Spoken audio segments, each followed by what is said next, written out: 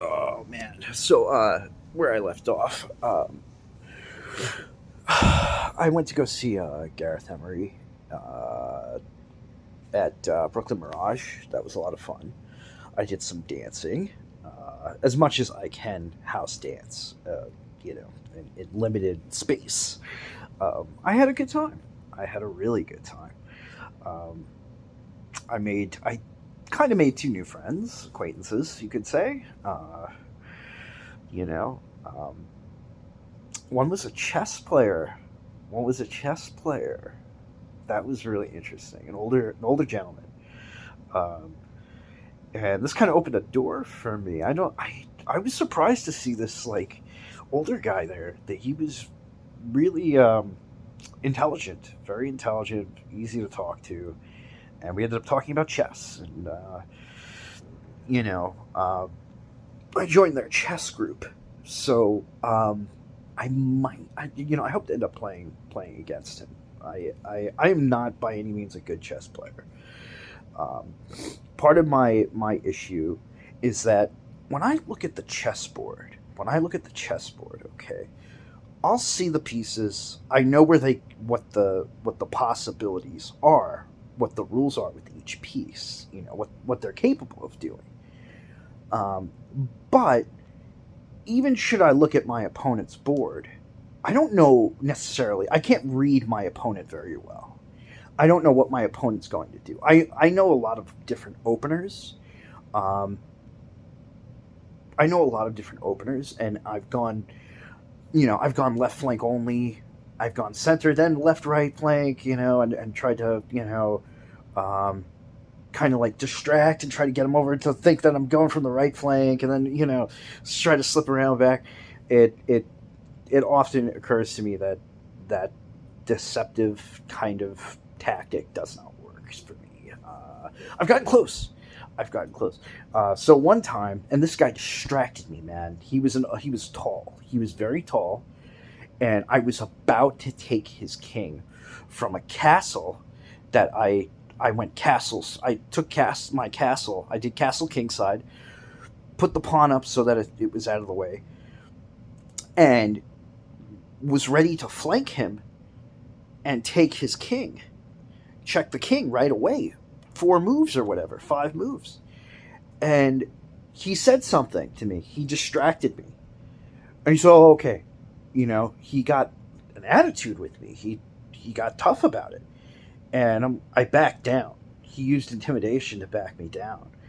And granted, this was in a psychiatric ward too. Not exactly the safest place to play chess. So this, I don't know. To this day, I don't know what happened to this guy. This guy was tall and pretty built and intimidating, and so I let it go. But I easily could have taken that castle and checked him, and that would have been the end game. That would have been it. 5 move win, and I would have had this guy. um, but my problem with chess is that I often don't see the board. I'll see the pieces. I know where the pieces can go, but I will not see the entirety of the possibilities that all the possible outcomes. So I always assume one outcome. I always assume my own move. I mean, I think that's anybody with chess, but I always assume my own move without considering what the opponent's move is going to be. So I don't see the whole board, if that makes any sense to anyone. Um, it is now 9:15. I just got out of a huge headache. The headache was pretty bad. It was pretty bad. I it just I took some ginkgo and a ginkgo biloba and a couple other vitamins, and all of a sudden, and an aspirin, and all of a sudden, whoosh, I just felt like I felt like I wanted to puke. Believe it or not. So I didn't puke, fortunately, but and now I feel a little bit better, but. And I still haven't slept. I still haven't slept since I started the last message at 7 or whatever it was. Um, you know, um, just you know, thinking back to the last 2 months. So, um, not too much has changed. Not too much has changed. The big change is happening now, though, with the house being on its way to being sold. Um, I did get a lot of work done, though. As far as my photography goes, I got a lot of work done. There's still more stuff I need to do. I've got to do more photo editing and stuff, and what do you call it? I've got another shoot coming up. I'm really excited for that, and more clothes too. More clothes bought, but the last 2 months have been like, you know, um, the guardianship conservatorship issue is gone now. It was withdrawn. It was withdrawn, and I had to agree to the conditions of its withdrawal. Um, while I didn't agree with them, I signed it anyway. I kind of just was like, all right, let's just forget it. Let's just move on from it, and I'll agree to the conditions, but it's somewhat unwilling. It's somewhat unwilling. Part of the agreement was that of the guardianship being withdrawn was that the house would get sold. So, what can you do? I mean, to retain what's left of my rights, I have to agree to this, to what my brother wants. So he had held that over my head. So now it's not over my head right now, but it's still a short term situation where in the long term he could always refile. That's the scary thing. Um, yeah, in fact, you know, speaking of the management system actually suggested that he would refile again.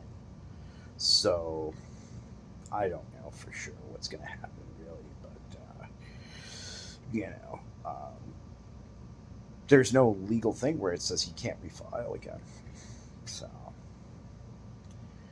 you know, but what else? I mean, forget the legal stuff. It's giving me a headache just thinking about it. Um, I haven't been ride sharing as often. I was doing the night shift. I was doing it late. I would drive. Because even now with it being summer, you have people driving. You know, as late as 9 o'clock, 10 o'clock at night, 11 o'clock at night, even 11 o'clock, 12 o'clock at night. At least the majority of the population now is still on the road past 9 o'clock at night. So, my strategy for avoiding traffic is now it's gone. Everybody got the same idea. I would get out. I made almost a G one week from doing the night shift the whole week. Waking up, to, you know, to drive at 7, driving till about 5 a.m., and then calling it quits.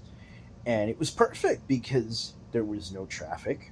I'd get in a lot of riders per hour, and um, and it was an easy situation. But now everybody's had the same idea. Now everybody's like, well, there's too much traffic at 6 a.m. and 5 a.m., so let me get up at 4 and 3 a.m. to drive. So I'm like, damn it, they they got me. They got me again. So you can't win. You can't win. There's even traffic at 3 a.m. now. So, um, granted, there isn't as much, and there's a lot of speeding and stuff, but 3 a.m. traffic is a lot better than 5 or 6 a.m. traffic, where it's virtual rush hour here in New York. you've got everybody trying to get to school and work, and I want to give a shout out to Luke from Goldman Sachs. So I picked up, I think it was about a month ago or 2 months ago.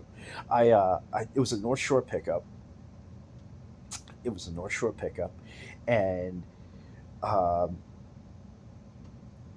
I waited. It was a good like 5-10 minute wait, and I didn't know where I was going. I didn't, because I'm blind right now. They have me on Uber Blue, so I'm not gold anymore because I haven't been driving as much.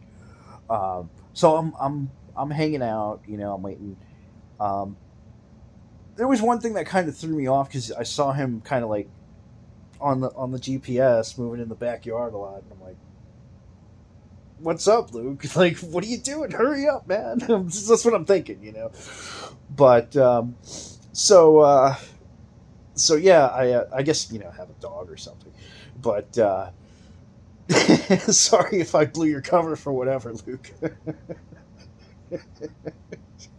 If you see this, I'm really sorry, man. So it's around 3 a.m. and boom, it turns up on the pickup. It's a Manhattan drop off to downtown, and I'm like, no, no, please, no, not Manhattan, damn it. So I at this point, I'm like, just do it, just get it done, just get this guy where he's going. He's been waiting for a while. It's 3 a.m. He's not going to find another driver at this hour anyway. And if he does, he's going to be 20 minutes away. And this is probably a last ditch effort for him to get into the city before the traffic hits. So I did. I jumped on the 495, and I'm in the right lane, pushing 55, and everybody's flying past me, including trucks and everything. And I'm just like, all right, this is it again. You know, we almost ended up on the Midtown Tunnel. We almost ended up taking the Midtown Tunnel. Um, there's that split that goes down. Either you end up going down, the toward Brooklyn, or you end up in the one going to Midtown. And I there was enough time for me to switch lanes before we had the Midtown Tunnel entrance. Otherwise, he would have had to go sit through Midtown traffic at 4 a.m. or 3:30 a.m. Uh, so anyway, we I'm still hugging the right lane for the whole ride, and finally we get to, I don't think it's the Williams. Was it the Williamsburg Bridge? It's further south of the Williamsburg Bridge. I forget what bridge that is, but the posted says on the GPS it's 25 miles per hour, and everybody's speeding past me, whatever. But we got him. We got Luke to Goldman Sachs, and I said to Luke, can you do me one favor? And he goes, I'm like, can I use your bathroom? And he goes, yeah, there's a security key code here. You'd have to be escorted in, and it's just like, it was kind of like, it was a nice way of saying no. And I can tell you, I was like, I wasn't in the danger zone.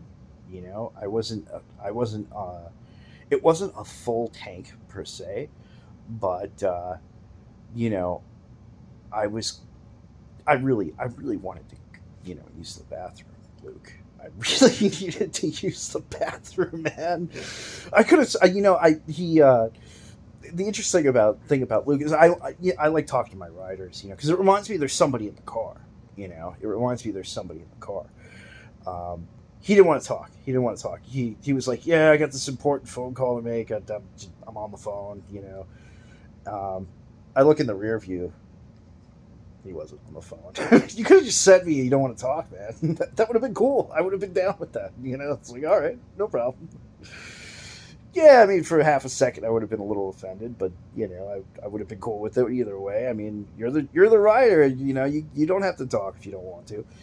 You know, uh, but I wanted to talk stock tips, man. I really wanted to talk stocks, but Luke didn't want to talk. He didn't want to talk to me about stocks. you know, but anyway, so I did the drop off, and at that hour, there's no pedestrians or anything, and it wasn't so bad getting out. It wasn't so bad getting out of Manhattan that night. Uh, by the time I got home, it was probably about 4:30 a.m. Man, I rushed to the bathroom. It was a close call, Luke. I'm sorry, man, but it was a close call. You know, um, it was a real close call. I think another 5 minutes and I wouldn't have made it. Um, yeah. So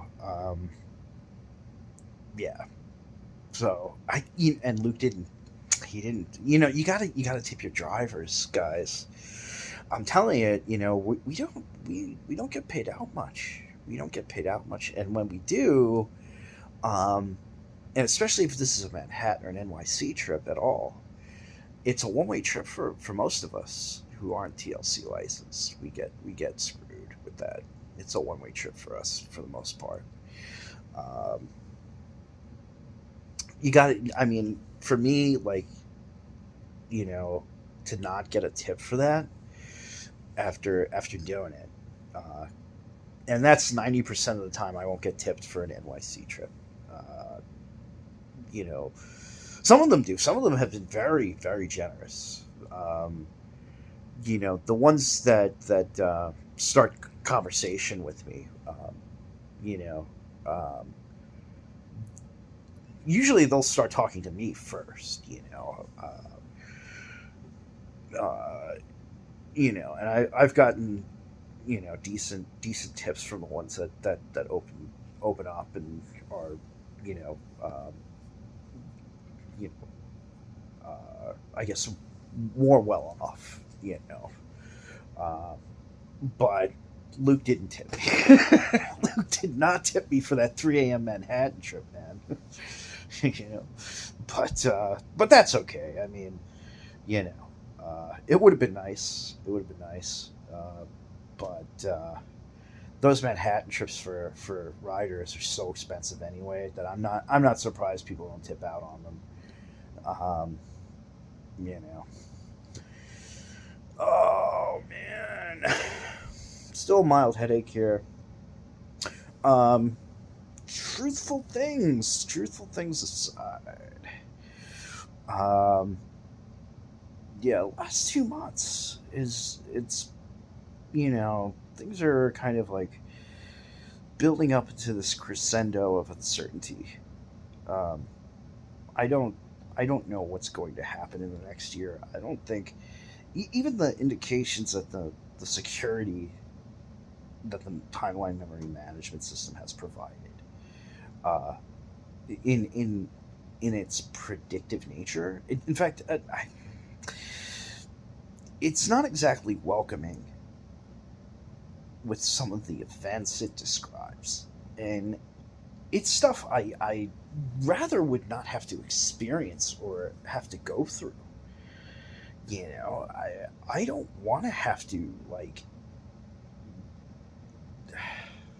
I just there's a logical component to this, and that's eventually to go with put a company together to develop in association with developing the technology. Um, that'll happen. That'll happen. It'll take a lot of help, though. I can't do that alone. I can't do that alone. I don't know the first thing about managing a business. I've been self-published through Lulu, but that kind of operates automatically for me. That's on its own, really. Um,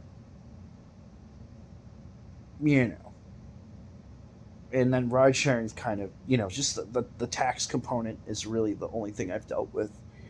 Um, customer service, that kind of thing. I guess. Yeah. Um, dealing with tech support when my Uber account got hacked. That was crazy. That was crazy. Um, they had to shut it down. They had for 3 months. We didn't know what was going on. I don't know what they did to try to fix it, but eventually they fixed it. Um, it's pretty scary that I had to switch. I had to switch companies. I had to switch over to Lyft for that 3 month period, and I worked for them for about 6 months while they tried to figure out what to do about my my my driver account while this hack had occurred. Uh, yeah. Um, so what else is important here is that we're basically in June. We're in June. There's 6 months left. Well, actually, yeah, there's 6 months, pretty much 6 months left in the year, and I think as the year winds down, um, I don't. I might be a wealthier person because of the house being sold, but I think I'm going to be less happy. I think I'm going to be less happy with things. Um, yeah, because the more time moves forward for me, the more responsibilities and pressure I'm going to be under. There's going to be so much pressure from having to deal with with anything that I have to experience later. If the timeline memory management system and what it's indicated is true, it's all stuff. Most of it is all stuff I do not want to go through. There's some moments in it that I do want to experience, but the moments it has shown me, I do not want to go through that. I do not want to experience any of those painful moments that it's describing to me. Um, you know, uh, you know, there's a part of me that's like gung ho about it. Like, let me experience this right now. Let me experience those moments, or try to accelerate the process so that I do experience those moments, at least the positive moments. The negative ones I'm avoiding. I'm like, that's gonna happen. That's really gonna happen. Who wants that? Who wants that to happen? You know, um, you know. I like to think the memory of the memory management system is sort of a mental blanket for me. It has kind of like been sort of a a pillow. It's been a pillow for me because otherwise I'm thinking on my own. I'm thinking on my own about what's in front of me, about what's in front of me. Um, so while it's on, and this is one of the days where it kind of has been on. Um, you can't see it, you can't touch it. It's just a voice telling you, and a set of images that I receive. There's nothing for me to see or touch as far as a console or anything, um, yet yet. But uh, that stuff aside, you know, what is it? So this is one of the days where some information has been received, and it's stuff that it kind of repeated already, or you know, the narrator she repeated already. um, it's of a personal nature, and I think that's where I kind of want to draw the line. I kind of want to draw the line about it. Um, I'm kind of scared to divulge too many details because she could get mad at me if it's, you know, I don't want to antagonize or anger my friend because in my opinion she's this, the I'm not just talking about the timeline memory management system now. I'm talking about the physical representation that is my friend, uh, you know, that I haven't seen in 10 years now. She could kill me. She could kill me if she wanted to. so, so I just, you know,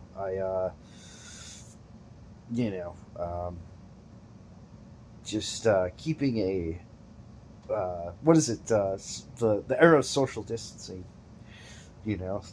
Stay 6 feet away. Stay a safe distance, right? In EI, they teach you to practice Getseme, and that's you want to keep eye contact with you. You want to keep contact with your enemy, but at the same time, you want to keep your enemy at a safe distance until they approach you, and then you go in for the strike or whatever. You know, EI has taught me a lot of discipline, but I'm slower than everyone else. I'm much slower than everyone else, and I think they see that. The senseis definitely see that, and I can't. I I know like Sate. I know just enough Sate to get through, but you know, I I've been told my Reiho is a little off, and it is. There's I the formality is so much more important anyway. As far as the tradition goes. So you know um, you want it to be perfect. You want it to be observable. You that you respect the traditions. So um, and the formality that you do it correctly. So very important to uh, you know I'm still unranked at this point. So um, I'm still a noob. I'm still a uh, I'm not even 1Q at this point. I'm just an unranked guy here, just trying to figure out.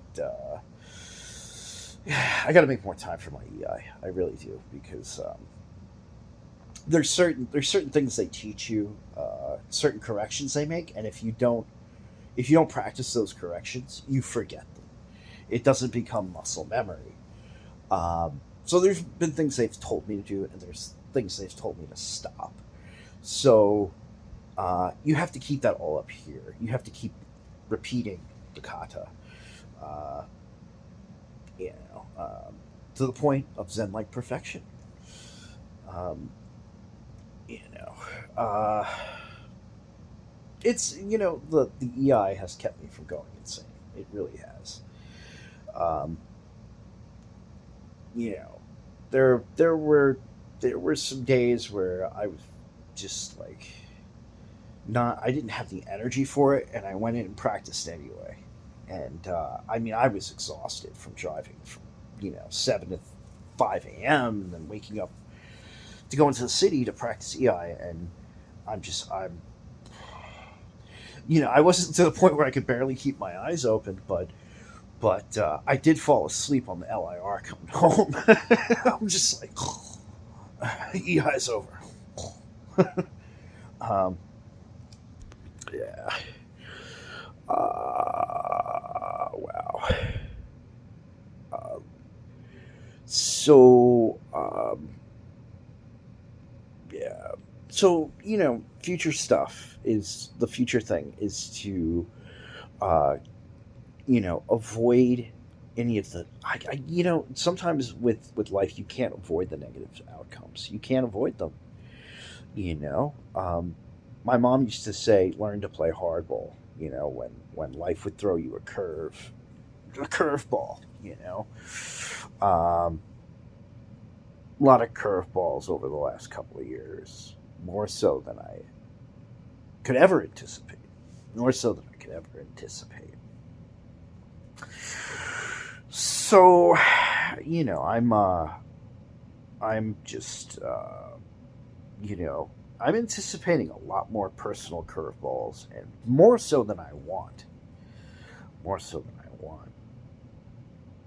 and I don't know if I'm going to be ready to catch it in a bit. I don't know if I'm going to be ready. Um, you know, but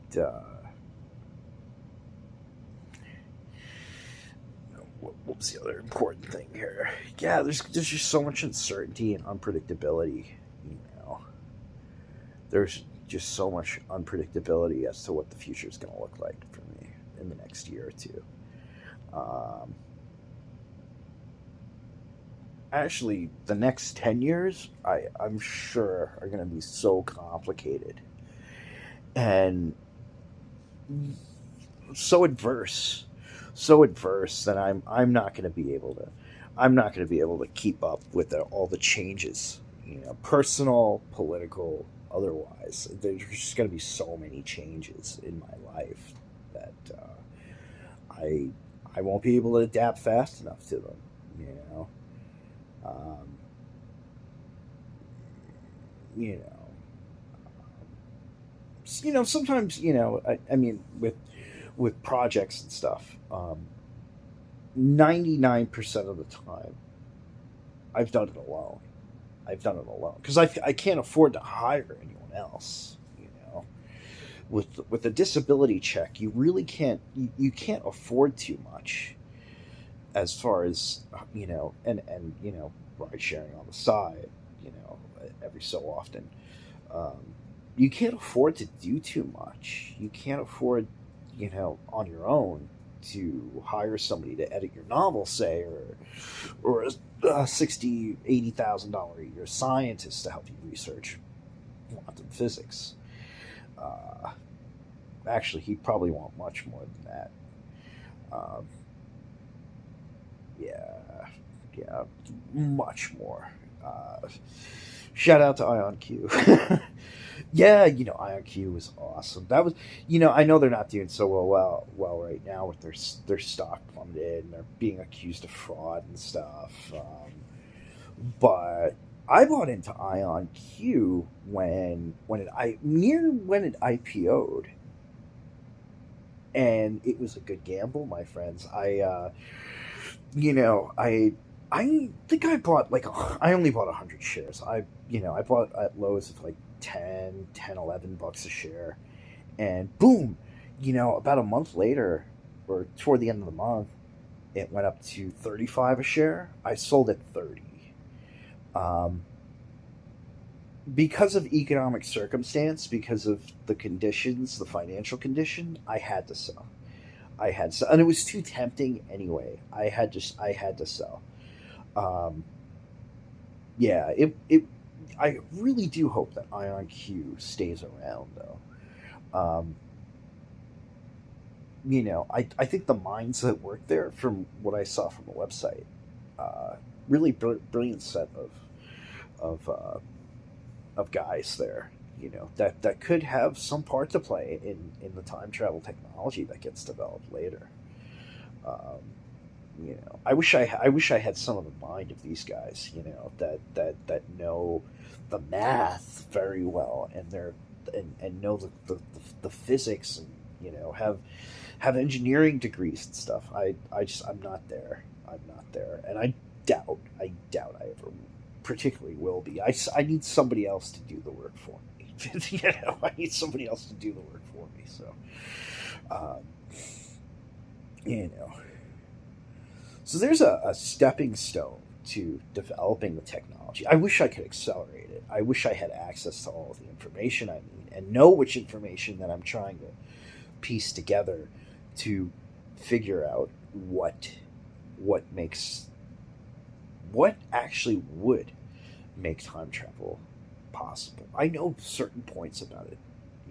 I know certain things that make it possible, but until we can physically develop it, and have the software side and the hardware paired up to the point where they're functional, then it's still a bullshit story to everyone else. It's still a bullshit story. It's still a fucking bullshit story till you actually put together a time traveling car or a time traveling watch, for example. Um,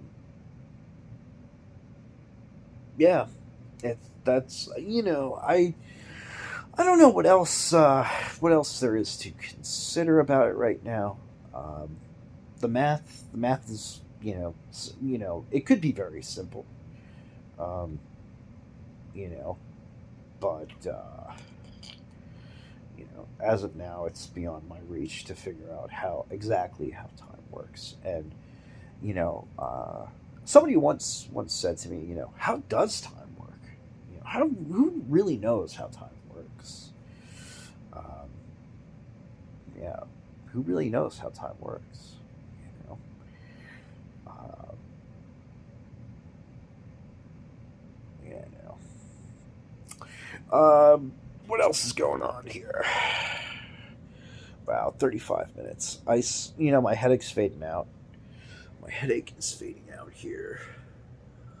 Um, yeah.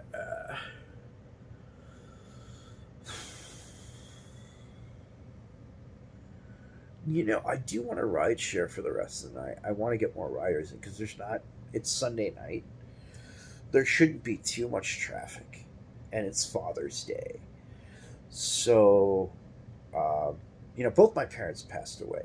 Both my parents are gone, so it's just me and my brother now. My brother's ready to just like book it.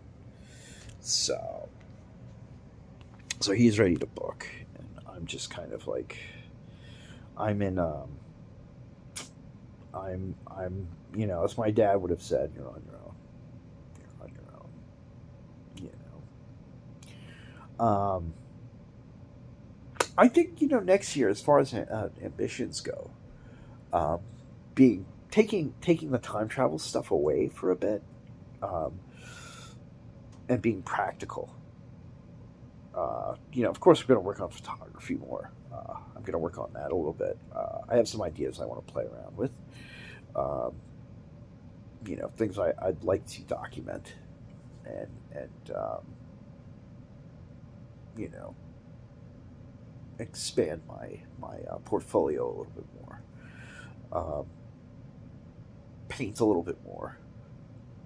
Um, I had a couple ideas for paintings I wanted to work on. I haven't had the energy for it. I haven't had the energy for it. Um, yeah, I haven't had the energy for it. Um, or the creative drive. My creative drive has gone to photo editing and taking photos lately. That's where my creative energy's gone. Um, yeah. Uh, um, my my other interest, um, in the next year will be music. So I've wanted to edit my own music for a while and put together a couple of beats and mix a little bit. Um, I've never owned a DAW before. I've never owned any mixers or DJ equipment. Um, but I want to try. I want to try. Everybody suggests DJ 400. Buy a DJ 400 from Pioneer. If you know, and you know, try to put some tracks together. Get Fruity Loops and mess around. Um, I did mess around with Fruity Loops a little bit. Just experimenting a little bit with the free version. The free edition, where there's no plugins or anything. And I was having fun. I was having a good time with it. I was having a really good time. I just, I couldn't stay focused on it. Uh, I couldn't stay focused. So, um,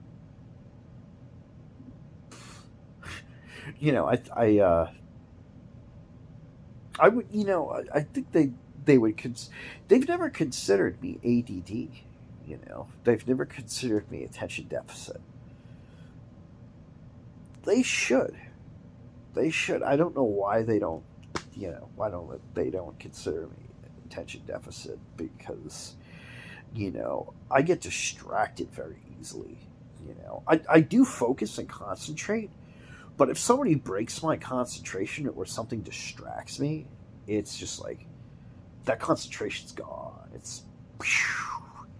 It gets thrown out the window.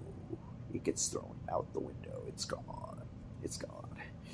Um, so yeah.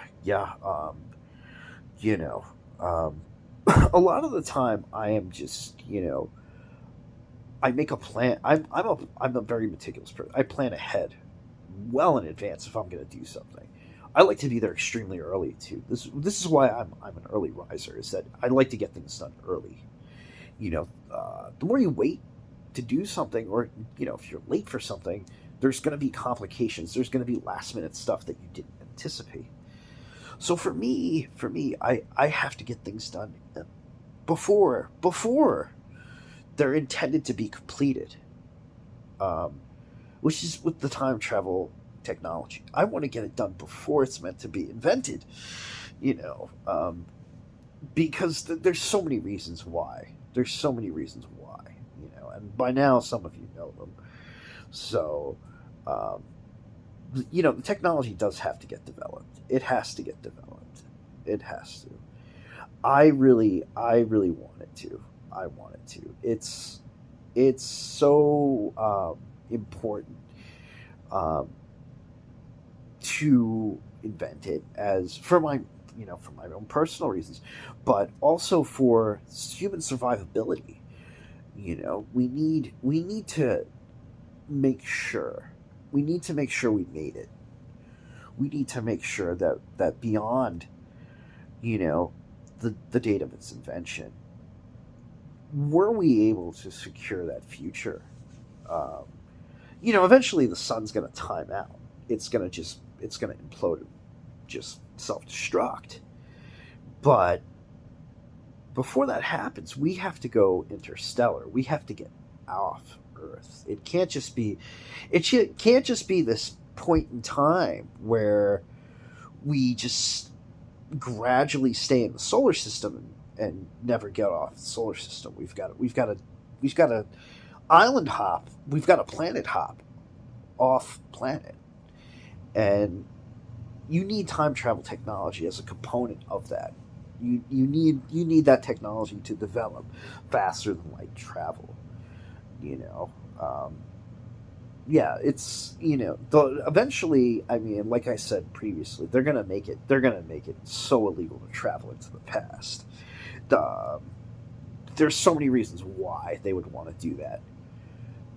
Um, it's from my immediate recollection, my immediate experience from witnessing certain things. It's so dangerous. You can get really hurt. You can get stuck. The watch can break, and if the watch breaks and you're stuck in 1776, you're stuck in 1776 unless somebody comes to get you with another watch. Um, that's not good. That's not good, man.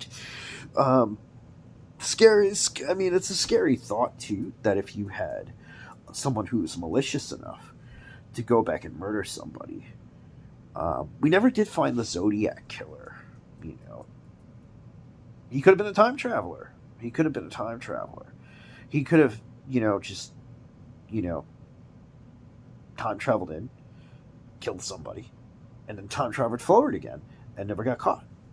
We'll never know. We'll never know for sure. You know, this is one of the things with like unsolved mysteries and stuff. People disappearing. Um, there could have been time travelers involved. We don't know. We don't know. There might be part of the future where we don't know what the rules are with time travel. We don't know what the rules are with time travel anymore, or what the laws pertain to with them at that point. Um, you know, uh, it might sound like wishful thinking to everyone else, but this to me, this is all stuff that I've done a lot of deep thinking about. It's it's stuff that to me, to be responsible for some of it. um, I don't want to be responsible for it. I don't. You know, it's exciting. It's exciting. It's like when Microvision went up to $20 a share. That was so exciting. That was so exciting for me. Yeah, it was really exciting for that to happen. You know, Microvision is an exciting company. It's an exciting company. It's a little scary that they're automated cars and everything. What if you had a self driving time traveling car? How cool would that be? I'm sure they'll do that for the like Back to the Future 6 or 5 or whatever they end up doing. Um, you know, uh, yeah, they'll have a self-driving DeLorean. Though they will do that. I'm sure it'll be Microvision's lidar that operates it. So, um, you know, um, but you know, um, uh, what what gives me the right, even despite all the stuff that's happened to me, what does give me the right to invent it? What does give me the right to invent it? You know, um, it's not like the idea hasn't been thought of before. I don't have a patent on the flux capacitor. I don't have a patent on it. Would it be property of Universal for studios if the technology had to be rebuilt and you know um, it was proven that it was real, that the technology actually works? Would they, would it be property of Universal Studios? Who would own the property that is that capacitor? You know,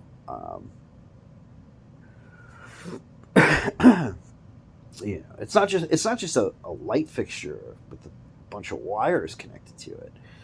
Um, there's a there's it's an access point into time. You've got the 3 points of time that it operates: the past, present, and the future. So that's always been what the three light fixtures are for, guys. You didn't realize that? You know, so one, future, present, present, future, and past. So if you guys didn't figure that one out, then I don't know what planet you've been on, but that's why the capacitor functions the way it does. You know, it's operating 3 moments of time simultaneously at once. Um, you still have to plug it into the software. You still have to have the calculator discern the computer itself. I have an argument too that if you look under the front hood on the Universal Studios DeLorean, I'll put $5 that underneath that front hood is a another computer. That there's another computer under it. That there's more hardware under that front hood. I know that they show you all the stuff in the rear in Back to the Future. They show you all the giant batteries and the what do you call it? Sorry, my the diodes and everything. They show you all that. They show you all that. But what they don't show you is what's underneath that front hood. And I would be willing to bet that $5 that there was more hardware underneath that front hood too. Um, yeah, yeah, I definitely think there was more hardware on that car than they were allowed to show. Uh, you know, um, what's an interesting thing? Where would you go first? What point in time would you go to first? For me, I'm a forward guy. Um, to me, the past is consistent. It already happened. There's no adjusting it anyway. So I'd be a forward guy. I'd go forward, 100, 200 years just to see what's going on. For me to go back to 1985 and hang out with myself doesn't make any sense. It doesn't. For me, like, why? Just to pre-inform myself that I'm gonna. Well, I know already. I know at this point. So, you know, um, no point for me to go back that far to discuss something with myself that I, at this point, already figured out, you know. But it would be cool to observe the past beyond 1885. You know, go back to World War II. You know, hang out in a B-17 Flying Fortress with a bunch of Air Force guys, and just kind of like, you know, fly over Europe. That would be so cool. You know, that would be the coolest thing for me, man. Or take part in the bombing of the Yamato. You know, in a Dauntless. That would be so cool. I would love to do that. Um, you know, or well, Dauntless. At that point, they had Hell Divers. You know, that would be so cool to do. That would be so cool to do, man. Um, you know, much respect for the Yamato, though. That battleship, the biggest battleship in the world, sunk to hell, and you know, imagine if that thing had a flux capacitor. You know, time traveling Yamato. Um, you know, it makes you wonder too what other countries will end up having the technology too. There'll be this mad grab for it, which I don't think I don't think is a good thing. Um, you know, because we don't know what the intention will be with the technology, depending on who controls it, why they use it. You know, imagine you were a Japanese time traveler and brought the technology back with you to prior to World War II starting, and you know, who knows what you could bring back with you? Um, yeah, who knows what you'd bring back with you? Uh, you know, yeah, who knows what you could bring back with you? Um, Another thing I'd want to do, I'd want to go back to see the Neanderthal when he was first evolving and teach him how to dance.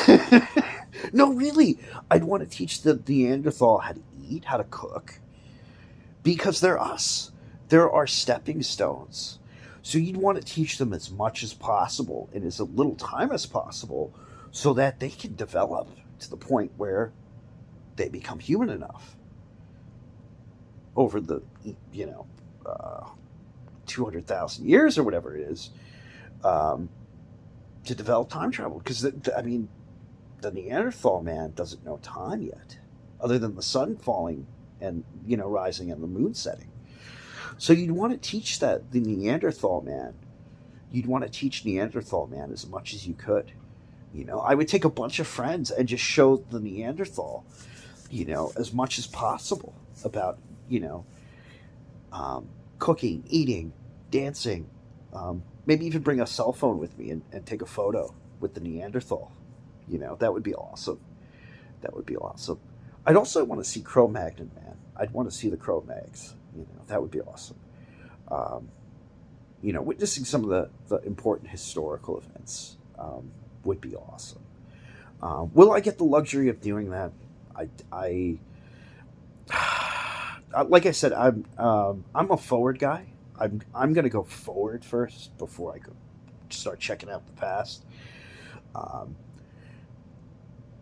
so you know, because I want confirmation that I did the right thing. I want confirmation I did the right thing. I don't want to go into the past first because I know that stuff exists. It's those are solid moments in time that have already happened. You know, granted, some of the written histories have been lost. You know, we've lost some. You know, when the Roman Empire fell, we lost a lot of history too. You know, we lost a lot of history. Um, all you know, when the Library of Alexandria went, you know, got burned down, we lost a lot of history. So some of the details in history are lost or obscured. So we don't know. There's a lot of stuff we don't know about um, in ancient times. But it would be so interesting to observe the Hanging Gardens of Babylon. You know, um, I hope I get the luxury of seeing the past as well as the future. But it would be the future first. I don't know about you guys, but you know, let's if you want to comment on that, that would be awesome. where would you time travel to first? Where would you go? When would you go, and where would you go to? Granted, this is how it works. It's not point point to point A to B. It's point A to point A. So your physical location does not change, but your moment in time does. So let's say I'm in New York in 2022 and decide that I want to time travel back 100 years.